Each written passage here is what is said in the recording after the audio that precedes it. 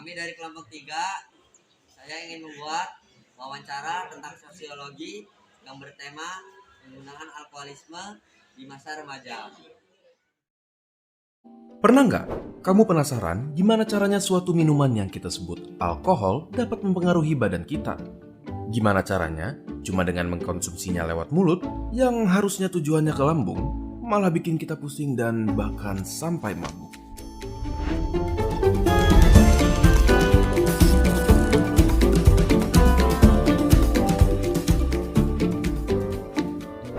Coba kita mulai dari alkoholnya sendiri. Apa yang kita kenal dengan alkohol yang dikonsumsi manusia sering juga dikenal dengan sebutan etanol, merupakan senyawa yang kecil. Lebih kecil lagi. Sedikit lagi? Oke. Kenapa sekecil itu?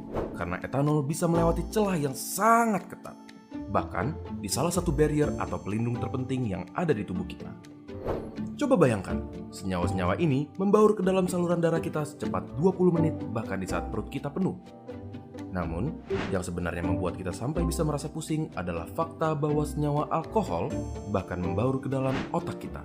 Tapi, bagaimana caranya? Otak kita dilindungi oleh suatu lapisan bernama blood-brain barrier yang fungsinya adalah meregulasikan komponen di dalam darah yang bersirkulasi ke dalam otak. Tapi, karena ukuran senyawa etanol yang sangat kecil, dia dapat dengan mudah menembus blood-brain barrier melalui darah melewati pertahanan tersebut. Inilah yang dapat membuat kita merasa pusing, mual, dan lain-lainnya. Terlalu banyak alkohol dapat memperburuk efek-efek tersebut dan bisa saja membuat kita tidak sadar sama sekali terhadap lingkungan sekitar sekalipun. Kita bisa menjadi terlalu percaya diri, bisa saja muntah, jatuh tidak sadar, dan bahkan koma atau meninggal. Secara alami, hati kita dilengkapi dengan perlengkapan yang memadai untuk menghancurkan senyawa alkohol ini. Tetapi, itu berarti meminta hati kita untuk bekerja lebih keras, lebih dari yang seharusnya. Terlalu banyak alkohol dapat menyebabkan pembesaran pada hati yang disebut alcoholic liver disease. Pada kasus yang berkepanjangan, memaksa hati kita untuk bekerja terlalu keras dapat membuatnya kewalahan dan mati. Kebetulan, kita tidak bisa hidup tanpa hati.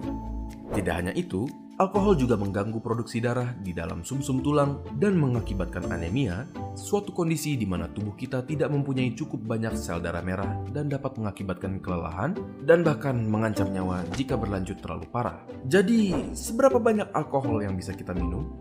Jawaban yang benar adalah tidak sama sekali. Suatu penelitian menunjukkan bahwa meminum alkohol 1 hari saja meningkatkan kemungkinan berkembangnya masalah kesehatan sebanyak 0,5% dibanding mereka yang tidak mengkonsumsinya. Bagaimana menurut kalian? Apakah fakta-fakta ini cukup mengerikan atau terdengar biasa saja? Assalamualaikum warahmatullahi wabarakatuh. Selamat siang. Atas nama siapa Kak? Dari SMA mana? Dengan Yosua dari SMA 12 Bandar Lampung. Oke Kak, saya dari penelitian sosiologi ini menanyakan topik yang berjudul alkoholisme dengan judul penyebab penggunaan alkohol di masa remaja. Oke Kak, saya ingin memberikan beberapa pertanyaan untuk Kakak terkait masalah ini. Sebelum saya memberikan pertanyaan, ada beberapa hal yang ingin saya sampaikan. Apakah Kakak pernah menggunakan alkohol atau minuman keras?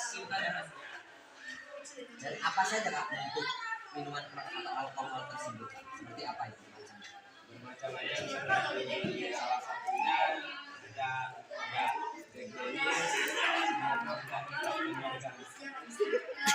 Oke Kak, itu saja dari saya. Pertanyaannya terima kasih Kak atas waktunya.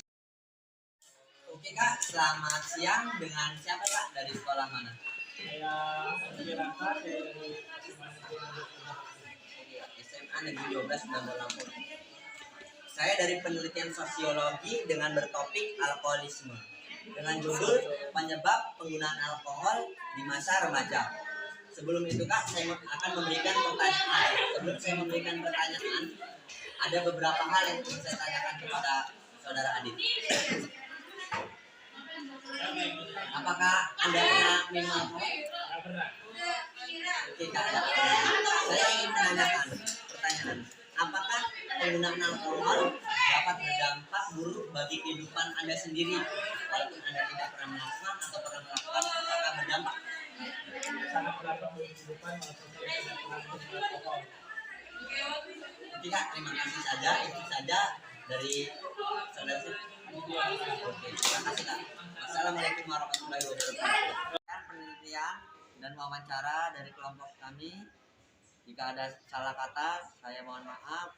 Saya akhiri. Wassalamualaikum warahmatullahi wabarakatuh.